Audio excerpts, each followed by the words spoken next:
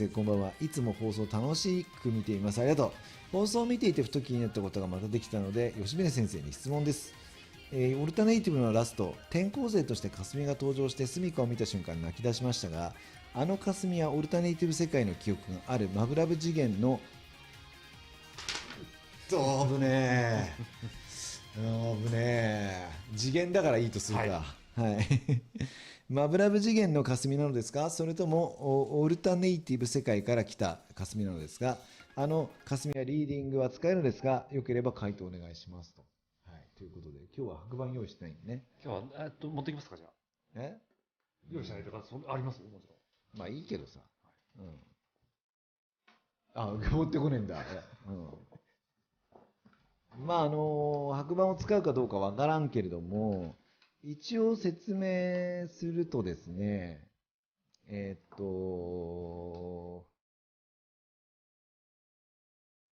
そこを次元は OK 次元まあ次元は一般用語ですからね。でも次元は厳密には違うけどね、1次元、1次元、2次元、3次元、4次元みたいな。次元とね、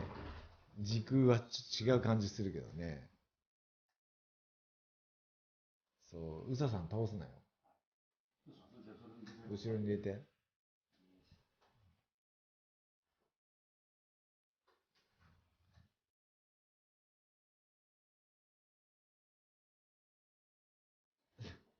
監督が、うわー、ダリーンみたいな。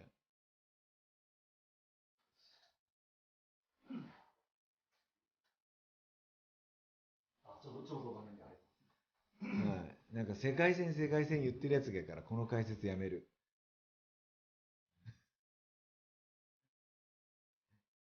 やめる。聞いてねえよ、こいつ。自分が耳を曲げることに夢中で。世界線さんですか？なんだよ、聞いてんじゃねえよ、はいこの野郎、お前。本当によ。うずさん国会議員みたいってよくわかんないな。ずっとこうやって聞いてる態度の。寝てるってことですか？ですね、あれはどうやってできたかっていうと、まず、マイク。あれがどうやってできてたかっていうとですね、まあ、大雑把に書きますけど、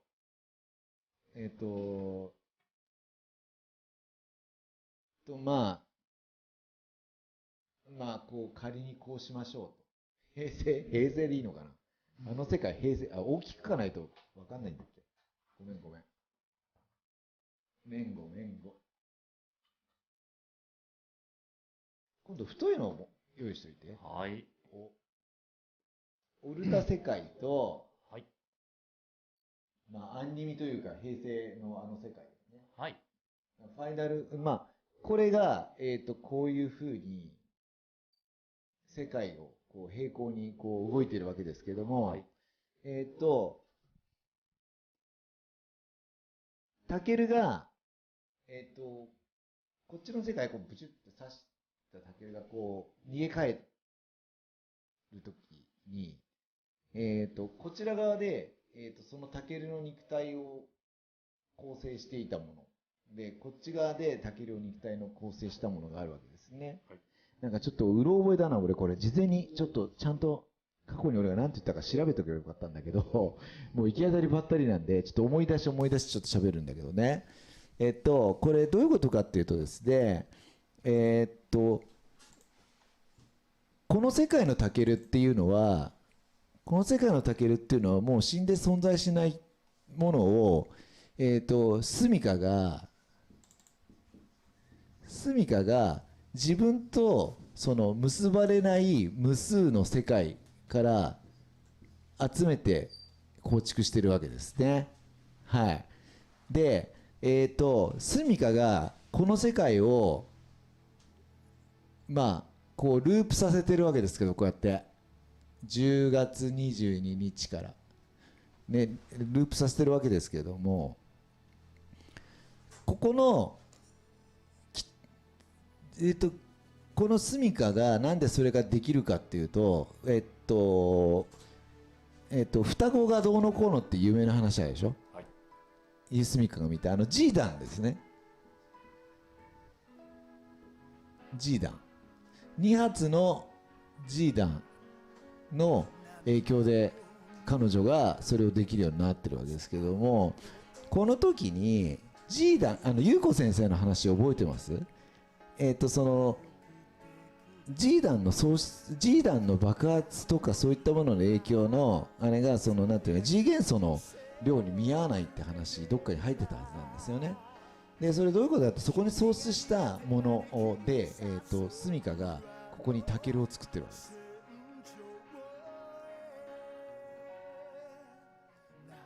創出した G 元素分でこいつの肉体を構成してるわけですよね。はい。で、再構成してるわけです。うん、で、そのタケルが、こっちの世界っていうのは、いろんな目にタケルが入ったこといろんな目に遭うんですけど、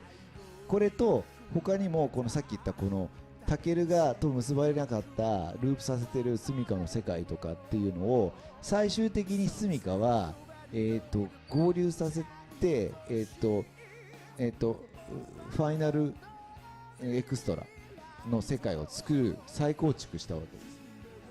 やり直しに再構築したわけですね。でその時に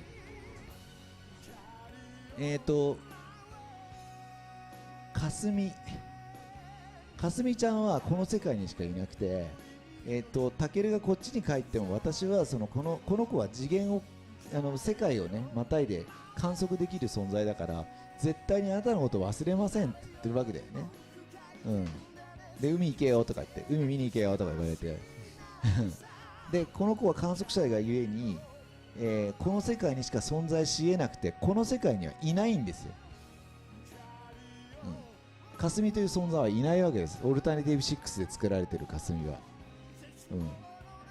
存在してないと。そのかすみがなぜファイナルエクストラで登場したかというとですね、あと死んだはずの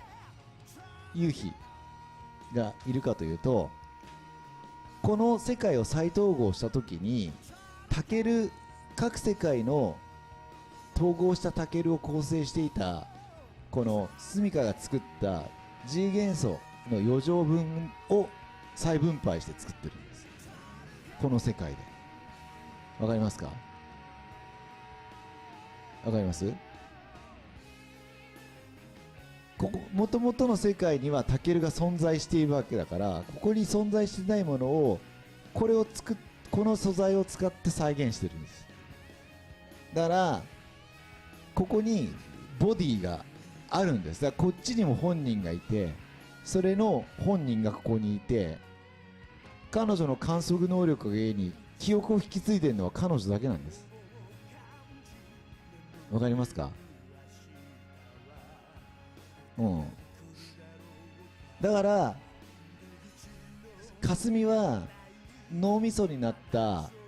スミカをずっとリーディングとプロジェクションしてることで自分ってものがなかったから、人の記憶をずっと見続けて人に話してるうちに自分がだんだんスミカになってっちゃってる部分があって、でということはスミカのことがよく分かってるわけですよね。分かってるというか自分そのものなわけです。これかすみとスミカの関係っていうのはどういうことかっていうと、比喩的に対象になっているのはトータルエクリプスのイーニアとクリスカです。プラフカで一緒になって記憶とかごっちゃになったまま別れるでしょ。同じポジション一緒なんです。この2人作劇的なポジションはクリスカ、イーニアとかすみとスミカっていうのは同じなんですね。対象の存在なんです。で、そのかすみちゃんがね、最初はそのユーヒアと同じなんですよ。かつての自分である半身が、00ユニットに出てきた時に客観的に見た過去の自分っていうかすみは今までその自分っていうものがなかったんだけど、スミカが現れることに自分の半身が現れて、それが何にもできない赤ちゃんみたいな状態であることに対して自分がかつての過去の自分というかに対してこうケアをするような気持ちでスミカにコミットし続けるわけです、彼女が。であんな一生懸命面倒を見るわけですよ。でこれはどういうことかっていうと、空っぽの自分に住処が入って住処っぽくなっちゃってた霞がね、本当の住処が出てくることによって、それを面倒を見ることによって過去として決別して自分という自我が生まれるという象徴的な出来事なわけです。これは子供ができた時に初めて親の気持ちが分かるとか、親として成長するってことともオーバーラップして対比になっているキャラクターの構造なわけですね。これ分かりますか？分かんなくても進めるけどね。はい。ちなみに聞いてて分かる？よく分かんない？てかマブラブやってないもんね、そもそもね。はい。大丈夫ですか、ここまで。進めちゃって大丈夫ですか？前に聞いたやつです。そうそう、何回も話してるからね。でも鳥頭くんだから忘れてると思うんだ、多分。はい。ということでこれ鳥頭くんがそれを言うと面白いですね。そう、それすごい高度なギャグなんだよね。はい。ということで、その霞がね、住処の人格に乗っかって自分というものを、タケルというもので、ね、その住処が好きな人がドンって現れちゃった。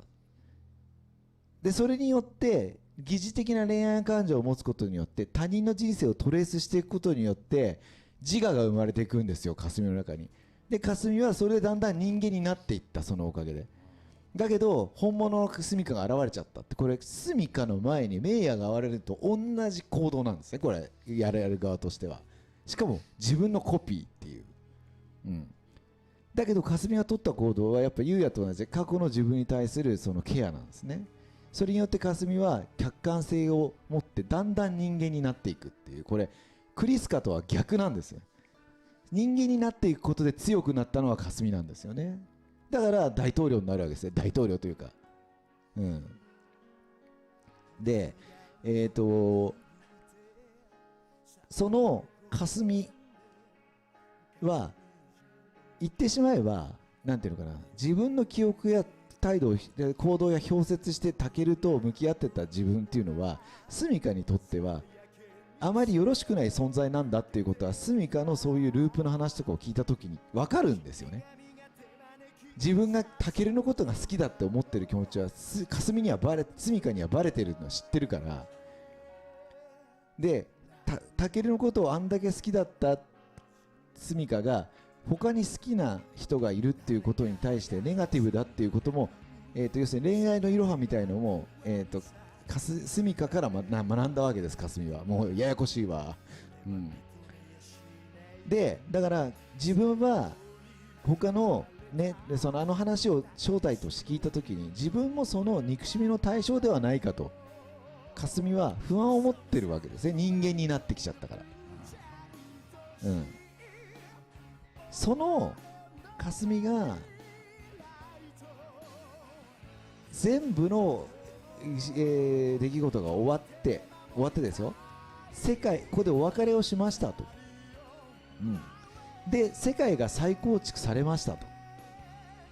ね。このタケルが関わってめちゃめちゃにしちゃった世界を含め全部、住処が関わってめちゃめちゃにした世界も含めて再構築しましたという起点がファイナルエクストラなわけですけども、ここにですよ、ここで彼女は何をしたかっていうと、本来自分の住処は自分に都合のいい世界を再構築できる立場にあったわけです。でマブラブのオルタのタケルのループっていうのは、住処は自覚なしに好きな人を、ね、好きであるがゆえにその執念や怨念や愛情みたいなもので、ループさせてしまっていたことに気づいているわけですね。その住処が何をしたか、自分以外と結ばれた世界をぶち壊してループさせていた食材として彼女が選んだ世界は、全員が一律の横並びで一斉の背でタケルを狙えると言ったらいいんだけど、一斉の背でタケルに、彼女になる可能性のある世界を用意したんです。自分が有利に、できるにもかかわらず。でさらにはそのレースにね、この世界に存在しなかった霞を再現してあげたんです。で霞はその観測能力があるので、要するに直前までの状態、コピーされる直前の状態までの記憶を持った状態で再現されてるわけですね。で霞はそのことを知って、でしかも住処の記憶もない、タケルの記憶もない。これね、霞が言ったお礼には2つの意味があるんです。まず、自分をこのレースに加えてくれてありがとう。まあ3つかな。この世界、平和な世界に自分をね連れてきてくれてありがとうが1つですね。でこれはまあ普通です。で2番目がこのタケルの争奪戦に自分を加えてくれたことがありがとう。で3つ目なんだと思います？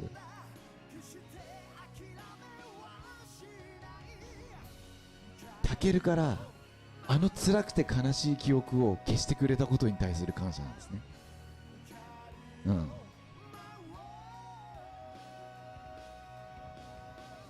もうあの記憶を持ったままだったらタケルは、まあ、彼女の視点からはそういうふうには考えられないだろうけど、少なくとも自分と付き合うことはないわけですね。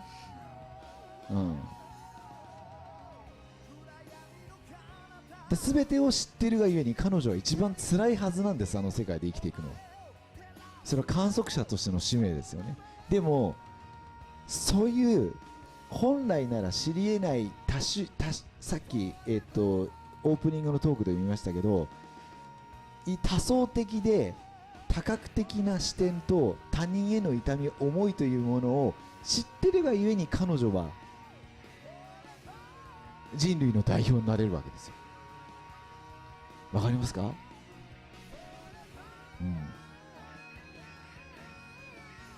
霞という名前はね、社っていうね、三種の神器の名前のね、鏡を収める社だっていうお話をしたよね。霞っていう名前は何でかっていうとね、シュレティンガーの猫の要するに観測するまでの確率の霧の状態っていう、その印象を持たせたかったんだよね、霞って。観測者であるがゆ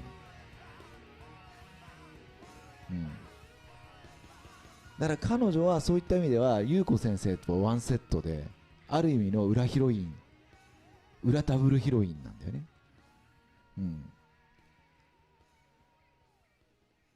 わかった？はい、しこりコニアン、また言えなくなってた。はい、しこりコニアン君のね質問でございましたけど、なんかちょっとね、まとまんない説明で申し訳ないですけども、なんかちょっとね思い出しもちょっと熱も微熱もある中、思い出してね申し訳ないんだけど、まあかすみちゃんはそういう子ですよとね。でそれがそうなんていうかな、もう片や、そういう思いを、共有して少しずつ、人間になりね、いろんな気持ちを理解したイーニャとね、そのネガティブをポジティブに変えるということをやったイーニャと2人でね、国連軍の制服を着て海を見てるシーンっていう10周年 PV の絵はね、まあそれは意味が深いわけですよ。ここでまぶら深い測ったように違う、お前はであげたな、そうだよな。